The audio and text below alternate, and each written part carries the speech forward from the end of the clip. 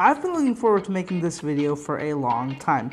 Ever since the iPhone XR and XS were announced 3 months ago, which has been so intriguing to me because I'm really, curious to see how Apple has been able to make a, for all intents and purposes, a cheaper version of the iPhone XS and how it's going to play out. Because the last time Apple tried to make a cheaper version of their phone, it didn't go down as well as I think they hoped it would. The 5C really didn't pan out. But this time with the XS and the XR, I think the story is going to be a little bit different. So let's get right into it. And what the thing here is that usually when I compare smartphones, it's a little bit easier because I can pit them head to head in like 5 different categories. I've explained that a lot of times, but just to give you a quick rundown, hardware, meaning the actual physical phone, how it feels like, all the physical additions, all that. Software, what the software experience is like. Performance, like the internals, the RAM, the processor, all that good stuff. The speaker test and the camera test. Those are the 5 aspects I test a smartphone on, and that's what I usually use to pit them against each other. Now, this time I really can't because the XR and XS share so much in common. I just, most of these categories would end up being ties, and even one category being a tie in this, in that sort of comparison ruins the point of it. So this is going to be a little bit of a different comparison review, and the thing with it is that right off the bat, I'm going to spoil it for you guys. It is what it is, but the price point being with a XR, it's probably going to be the smarter choice for a lot of people, and I'm going to explain it in this video. It's going to be the smart choice for most people, and I'm going to explain that. So the XS and XR are very similar, but there are compromises made.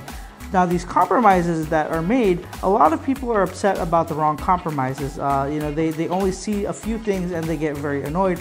They don't see the compromises that weren't made, the things that were carried over from the XS, which didn't have to be, but were, and really improves the overall phone, which really doesn't, it's a pretty big deal in my opinion. So now I'm going to tackle some of the compromises that were made that really get made a big deal of.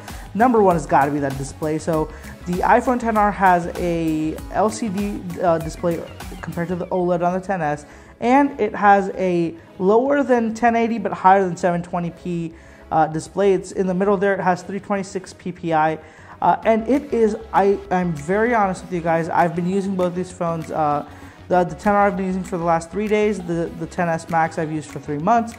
I'm telling you guys, I cannot tell the difference in most situations. Where I can tell the difference between the screen is anything that has a lot of blacks, any video watching, and a lot of, just if you're looking at photos and stuff like that. That's the only place where you can tell. Most of the time when you're in the system, like the home screen, all that, it looks, exactly the same. When you're using a lot of the common apps that you use, WhatsApp, Facebook, most of the social media apps, it's very hard to tell that the display is a lower quality than the XS. And that's the thing here, that the display is actually not bad quality at all. It's actually one of the best LCDs out there for sure. The colors are great. It's vibrant. It gets bright. I think that it's pretty accurate as well. I'm not very, I'm not the best when it comes to displays, but it is definitely a good display. It is a slightly warmer hue than my iPhone XS Max, but I think that just comes down to variation. The XR display is definitely a compromise that you make, but it's not as bad as people make it out to be. A lot of people say it's depressing. Android phones have a better display. Why do you not buy an Android phone? A lot of people were upset that in a $750 phone, Apple didn't have to skimp on the display. They could have given you a better display. Now, yes, I agree with that, but their choice of going with this display isn't illogical completely. So that is something that you have to keep in mind. The lower resolution does help with battery life. It also does help you maintain the same pixels per inch from the previous phone, so it doesn't feel like it's different, especially to anybody coming from an iPhone 6, 7, 8. They're not going to notice that this display is any different in quality. It's just going to feel like a bigger display with the same quality. Another compromise you're making is in the camera department, and that is that telephoto lens. So the iPhone XS and XS Max come with this secondary camera, the telephoto lens on the back. The iPhone XR has a single camera system. However, the single camera is shared. I'll talk more about that later, but you are missing that dual camera. Now that comes into effect when you're taking portrait modes. That means that you don't get the cropped in feel. The 10R has more of a wide-angle portrait mode. Now, a lot of people prefer that. A lot of people prefer it this way. Debatable which one you guys like. Personally, I think I like the wider angle of the 10R a little bit more when it comes to portrait mode because you get a lot more in the image. Another compromise you do make is that this phone does not have 3D touch. Now, 3D touch is the one area where I definitely do feel it. You know, I am missing it. 3D touch is essential, and I didn't even realize how essential it was until I moved over. So I've had 3D touch on my phone all the way since the iPhone 6s. So it is definitely just a part of the way I use the phone now, the 3D touching here and there, especially when I'm typing. I want to make an edit somewhere in the text. I can just hard press on the keyboard and I can drag the cursor wherever I need it to be, and it's really good that way. And there's a lot of features, small features I didn't notice until I moved to the 10R, and 3D touch is definitely something I miss. However, I can also understand there's a lot of people who don't really take advantage of 3D touch, and for those people, they're not going to notice, but for people who do have it, they are going to miss it for sure. Moving on, the iPhone 10R, it does not have a stainless steel frame like the iPhone 10s does, but that does not mean that the 10R is any lower in quality. It still uses aluminum and glass, very high quality. It does not feel cheap by any measure, in my opinion. It looks good and it feels good as well. And the last two differences, which are very minor, I don't even think that we have to call these compromises. They're just differences, but it is what it is. So the iPhone 10R has 3 gigs of RAM, whereas the iPhone 10s and Max have 4 gigs of RAM. So not the world's biggest deal, 1 gig of RAM, and you can't tell right now in the way you use the phone if it's any different. I guarantee you guys. I've been using the 10S for 3 months, and I moved to this. Not one situation I've noticed that the 10R feels like it's dropping or closing apps. It's just iOS is so well optimized that 3 gigs of RAM itself is more than enough for you to get get the stuff done and hold apps without closing them aggressively. So definitely a great phone to have. There is nothing wrong with the RAM being 1 GB short, in my opinion. The final one is the one compromise they did make. And the final compromise that they did make is the IP67 versus 68 rating. So while the 10R does have water resistance and dust proofing, it is the IP67, which is a little bit lower than the IP68 rating that the iPhone 10s and 10s Max just got. So the iPhone 10 also had the IP67 rating.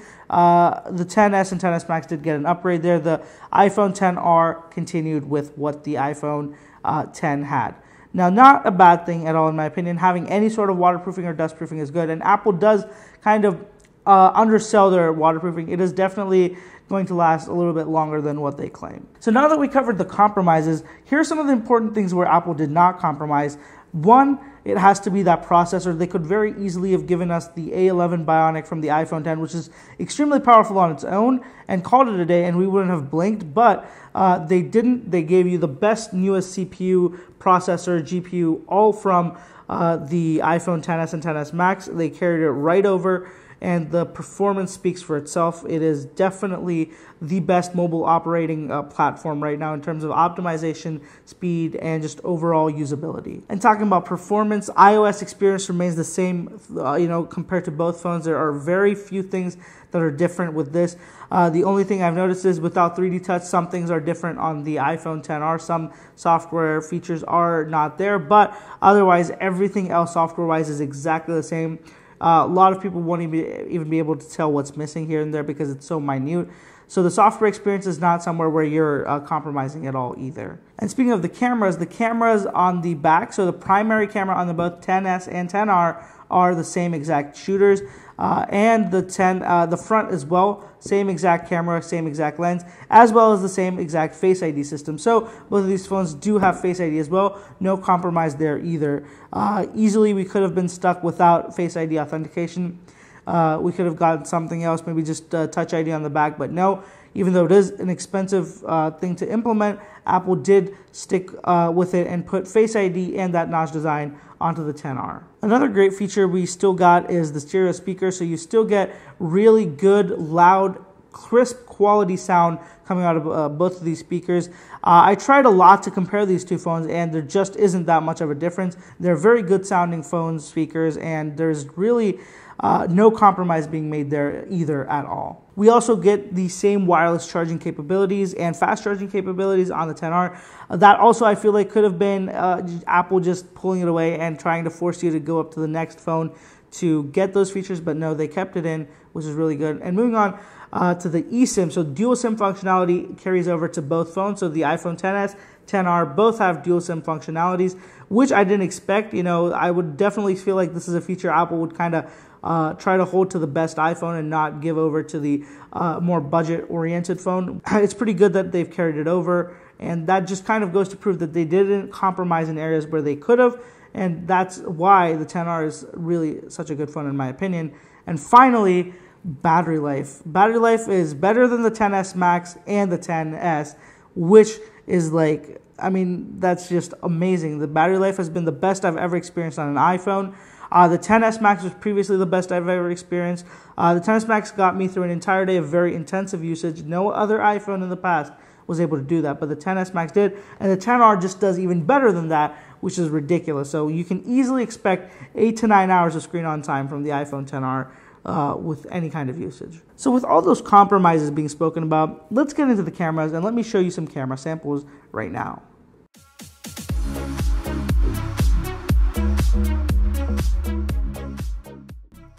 Alright guys, starting off with the first batch of photos, you guys can see right off the bat, both of them look so similar. I mean, in some spots you might say that the color is a little bit darker on the XS Max compared to the 10R, but honestly, it's so much up to chance that there's just a little bit of variation there. But overall, both the photos look pretty similar. Quality is the same, looks really good, and that makes sense because they are the same primary camera. So in this picture, you guys can see that something seems a little bit different, and I think that comes down to exposure. So on the XS Max, you guys can see that it's a little bit brighter compared to the 10R, which is just a little bit darker, but they're not that different. Quality seems to be different. Exposure on the the clouds, they look about the same. The same detail is kept. And overall, even the background and everything else seems the same. It's just that I think that the HDR, Smart HDR, when I took the photo on the XS Max, kind of exposed it a little bit better than the one on the 10R did. Alright guys, so continuing on that trend of similar photos, you guys can see another sample where almost everything else is identical. There's just nothing to tell these two apart. If you said they were taken on the same phone, I would believe you, because look at it, everything seems the same. The colors, the brightness, the accuracy, the sharpness, the contrast, everything is identical. There's nothing where you can tell something or the other apart. So this one's a toss-up for whichever you want. Alright, so again, another photo where everything is almost 95% the same. There's very little to tell. The only little difference I could find was that the greens on the 10R look just a little bit darker compared to the XS Max. Nothing else I can tell apart from them. They just seem to be so similar. Just that one little difference in color, and that could even come down to, again, the Smart HDR just messing with the settings just a little bit differently than the XS Max. Alright, so here's a photo where something's a little bit different. So on the iPhone XS Max, you guys can see that it seems like the wood from the bodega, the patio thing, is just a little bit darker, whereas compared to the 10R, it's just a little bit more it looks like it's faded out in comparison. Everything else seems to be accurate. The colors on the sofa, everything else back in the background seems accurate. Just the main part of the photo, it seems like it's a little bit washed out. Overall, both, again, in terms of quality and sharpness, all that are exactly the same. It's just, again and again, we see that it's coming down to colors, and that can, as I said, be attributed to the Smart HDR just tweaking things a little bit differently on each photo. So let's move on to low light photos, and here is where you can start to tell a few differences. So the XS Max photo is a little bit cooler, and as I was taking these photos, it was kind of a little bit of a toss-up between two. I had to take the same photo 2 to 3 times. The results were kind of inconsistent, but the one thing I will tell is that the 10R was a lot better at taking photos without having to have me redo them. The XS Max gives you good quality photos, but I did have to work hard to get that good quality photo. The XR, immediately I just clicked it and it was perfect. So definitely something you have to think about. The XR is a little bit warmer. It has warmer colors. However, I think that the XS Max is more real to life in this situation. Alright, so finishing off, let's look at the selfies front camera. So you guys can see once again, both look exactly the same. In fact, for most people, they probably think this is the same exact photo, just a little bit cropped in, but no, I swear this is two different phones. You guys can see everything looks the same. One thing I do notice is the XR, my skin is slightly darker than it is on the XS Max, otherwise looks exactly the same. Once again, same thing, looks exactly the same. I think at this point it's starting to repeat itself because, as I said, front and rear primary cameras both exactly the same, so there's not much to differentiate them. But yeah, this one looks exactly the same. The skin colors, everything are identical. There's just nothing to differentiate the two in this photo. You could say that it was taken on the same phone, and I would believe you. Finally, let's look at a low light photo indoors with the front camera. Both of them, as I said, look exactly the same. Not much to differentiate the two. There is a considerable amount of noise in both, so I mean, not the best front camera to take selfies in with the indoors, but it is what it is. The quality in the background also just extremely noisy, blown out. You can barely see what's on the posters to the left of my head, and I think that this is probably not the best front camera if you want to take low light selfies. What's up, everybody? This is the front camera test of the iPhone XR on the right and iPhone XS Max on the left. Both of them are at 1080 60 FPS.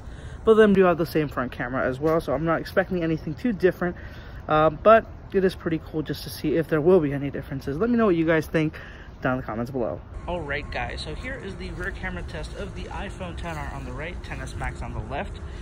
Both of these are the same primary camera, so the camera you're seeing out right now is the same one. However, the secondary camera, which is this one, is the telephoto lens on the iPhone XS Max. The XR does not have this, although it does have digital zoom, which looks somewhat like this. I'm sorry for the movement on the XS camera. I just had to zoom in there, so you guys now see what that looks like. So this is digitally zoomed, this is optically zoomed. Now, let me pull them both back out. And there you go. So you guys can see what the difference was like when they were zoomed in. Let me know what you guys think about it. I have been walking around trying to give you guys a kind of idea of what the stabilization is like as well. So let me know down in the comments below. Alright guys, so this is the front-facing camera test of the iPhone XR on the right and the iPhone XS Max on the left. Once again, both of these cameras don't do that well of a job in low light when it comes to camera recording. You can barely tell my face. It's pretty dark. I mean, the room isn't this dark. You can very clearly tell things when you take the photo. I'm sure you saw the selfie that I put earlier in the camera photo comparison, and this is the exact same lighting. So in photos, you can just see so much more, but when it comes to video, it just looks so bad. So, you guys can see that it just not doing that well. Alright guys, so this is the rear camera test of the iPhone XR on the right, iPhone XS Max on the left. Both of them are running 1080 60. So excuse the mess on my desk, but this should give you guys an idea of what things look like. So you guys can tell down here where the light is a little bit lower, you can barely tell what's going on. When the light's a little bit better, you guys see a lot more detail. Overall, both of them look very similar. Let me know what you guys think about it. So those are the camera samples, and looking at them, it's it makes the decision even harder because there isn't much to differentiate. Both of them do share the same cameras, except for that telephoto lens, and the results speak for themselves.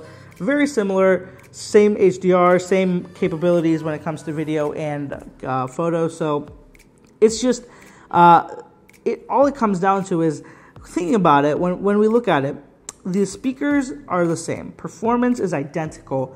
Hardware is very similar, just slightly less premium on the XR, but that doesn't make it any less premium compared to any other phone. And you get the same software experience as well. So where is the cat? Where are we, gonna try to find and draw a line between which phone is better? And I think that when it comes down to it, for the average consumer, somebody who just wants a phone, who wants to make sure everything works, and doesn't care about the best of the best features, the most top, the average consumer, people like the general population, I think you guys will be more than happy with the iPhone XR.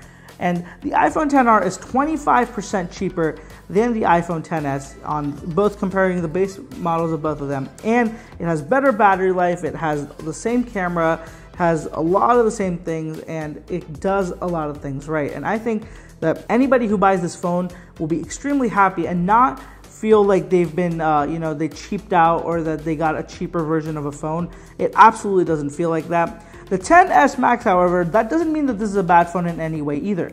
The XS and XS Max, I think this is for people who want the best of the best. For people who actually understand the tech, or for someone who likes the premium look of it, they like the stainless, and they want the OLED display. The OLED display and the stainless steel frame and the telephoto lens are the three things that differentiate the XR from the XS. Those are the only real three things that differentiate them. So I think that when it comes down to it, if you want the OLED screen and if you want that telephoto lens, definitely go for the XS. It's a great phone. But if you can live without those two, at $750, I think that the XR is one of the best iPhones that have come out in terms of value. Now, it's not the cheapest iPhone ever. No, it's not. But the value that you get the latest generation of specs, you get the best quality of everything, and the phone is just as competent as the XS, XS Max at 25% cheaper.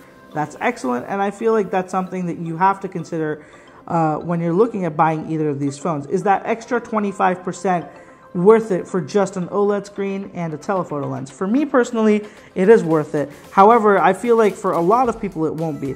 Another thing you guys got to keep in mind, the battery on this is better. So if you're an intensive user and you use your phone a lot, you need best battery life, XR is the way to go. There is just no denying it. The XS Max is pretty good, but the XR is even better, and definitely with the lesser resolution screen, it has a little less intense load on the battery, and overall the battery life is definitely way better on the XR, and definitely if you're looking for the best battery life, that's my recommendation to you. So let's wrap it up. Summarize very quickly. If you want the best battery life, all-around best phone, and don't want to pay the premium of the XS, XR is great. If you want the secondary lens, if you want the OLED screen, you want the stainless steel look and design and feel, XS is it. It's worth it, but it's 25% more than the XR, so you have to think about that, if that 25% is worth it to you. So that's it for this video, guys. Let me know what you think about the XS and XR down in the comments below. If you guys did buy a XS or XR, please let me know why you didn't buy the other one, because it's something I'm very interested to see. I see a lot of people who buy one or the other, and they have very interesting reasons as to why they did. I'm looking forward to hearing from you guys. Thank you so much for watching. Happy holidays, guys, and I'll catch you in the next one.